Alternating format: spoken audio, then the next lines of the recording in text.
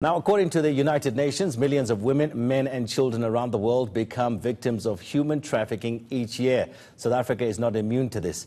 Experts say human trafficking is often hidden in plain sight and tearing at the social fabric of the nation as the demand for cheap labor and sexual services keeps growing. For more on this, I'm joined by Angelique McAdams from the Child Welfare South Africa. Angelique, thank you so much for joining us. Before we start, we talk about your In-Humane Capital campaign. I just want to find out just how prevalent is this in terms of numbers when we look at internal human trafficking, as within the South African borders. Okay, well, my focus, just first of all, Good afternoon. Good afternoon. Hi, thank you for having me here.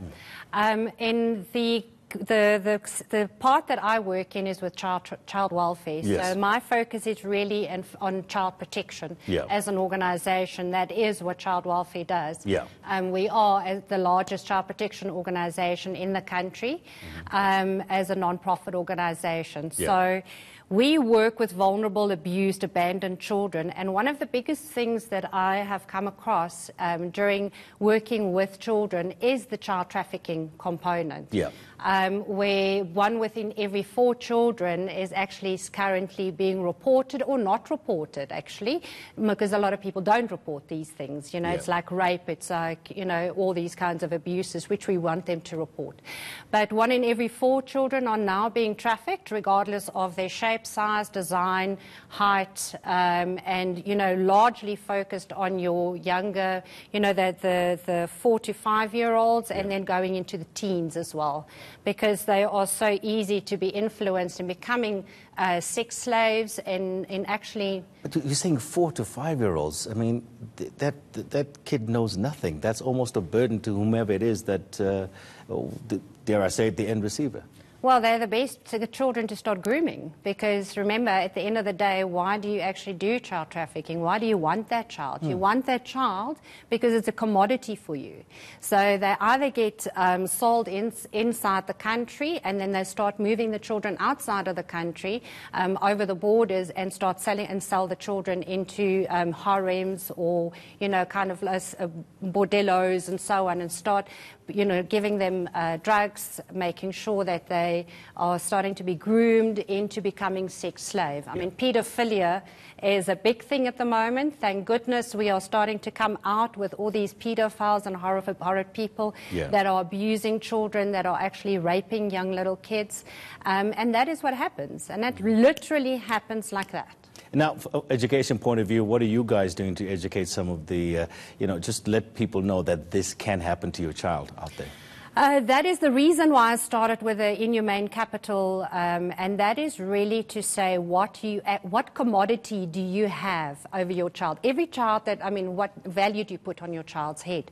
Because a child is like a commodity. Whether they slice the children up and use them as muti, whether they drug them from a young age and make them into sex slaves, and then also, you know, as they grow older, by the time that we find these children, they're already so drugged up, they're already so in use, they've been abused terribly, sexually exploited. So, you know, the idea is behind the In-Humane Capital is to create the awareness through child welfare.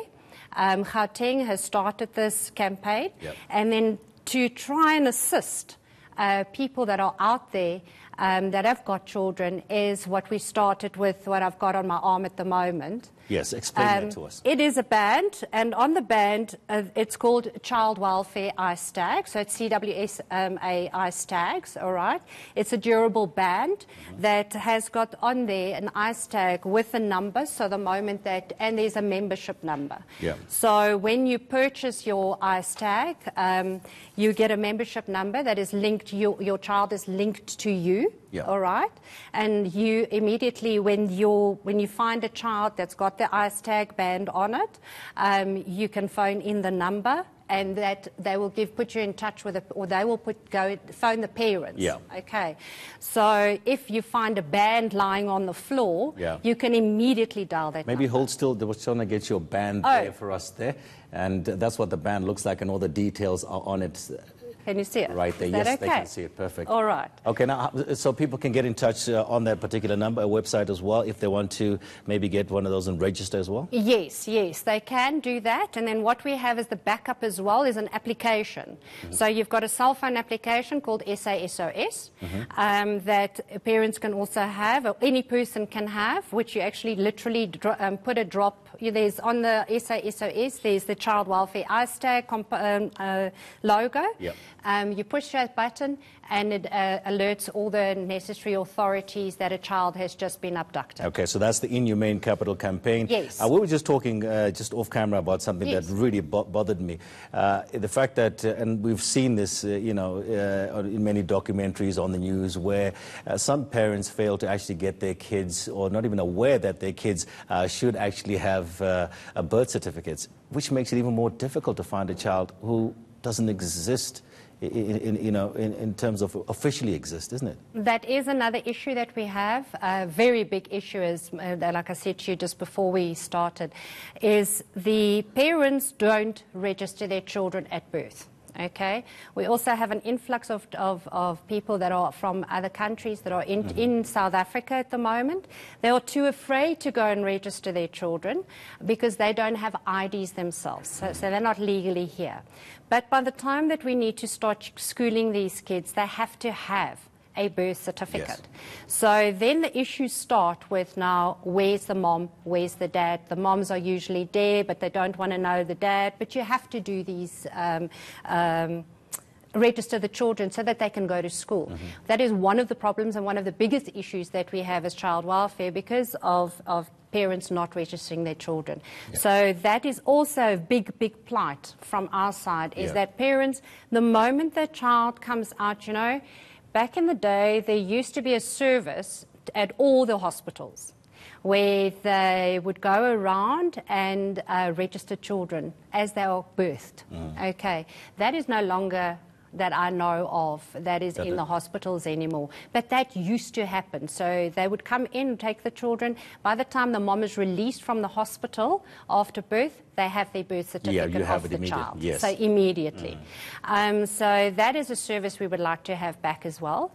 That would be a brilliant service to assist people from child welfare. Angelique, before I let you go, I just have to ask you, I mean, just for this is a subject that I worry a lot. I've got a 13-year-old boy, and, with so many things that you see, you just worry, is my child okay? You're welcome to buy one. I'm going to buy one. I'm going to buy one. But is there a particular sort of profile of a trafficker? What do we look for as parents? You don't really know who they are. They look like normal, usual people that will be standing shopping, doing your normal functional things during the day. They could be a person that dresses them up as a security guard. They could be anybody. The biggest thing is your child. You need to educate your child from a young age as well to not go towards strangers or not speak to strangers. There's a big thing that I always say to people, that thing that, oh, kiss your auntie, kiss your auntie. Yeah, yes. Stop kissing your auntie because you don't know who your auntie is. You know what I'm saying? So stop forcing your children onto other people. I know that there are various cultures and beliefs and religion and so on, but what are you actually telling the child? It's okay to kiss a stranger. That is what you're teaching them. So that is one of my big things that I would like to, do a lot of talks to various youth members, to various churches and so on, with regards to how to protect your children. Who's vulnerable the most when it comes to the children? Is it boys or girls? The weirdest thing that people don't realize is that your boy rapes are increasing way more than your girl rapes. So that is on the uprise as well. So, and it is quite easy for, very difficult, let me put it that way, for boys to come forward and say, I'm raped. Because it's not masculine to do something like that, And who's going to laugh at you? And then they're going to call you gay because you've been raped, So that is something that we need to also encourage our children, encourage our youth to come out and speak up. so that we can understand the current statistics. We can also assist and help you. So we've got 2 phenomenal programs in child welfare, which is called the Boy Child and the Girl Child programs. And we look after the children there for 5 years. So it's a developmental program where we try and assist the children to actually develop themselves to proper youth and adults. Yeah. But your biggest thing is, you know, there's actually no, how can I put it? There is no particular child that's not vulnerable. No, all our kids are vulnerable. And I'm still a child. if you say, I think we're all still kids somewhere deep down inside. Angelique, thank you so much. It was scary speaking with you, but I suppose that's the way the world is right now. I know, it's disgusting, but you know what? It's always happened. And thank goodness to social media. People hate social media. I love social media because since the media has actually come out, we now know of more of these cases and we can start addressing.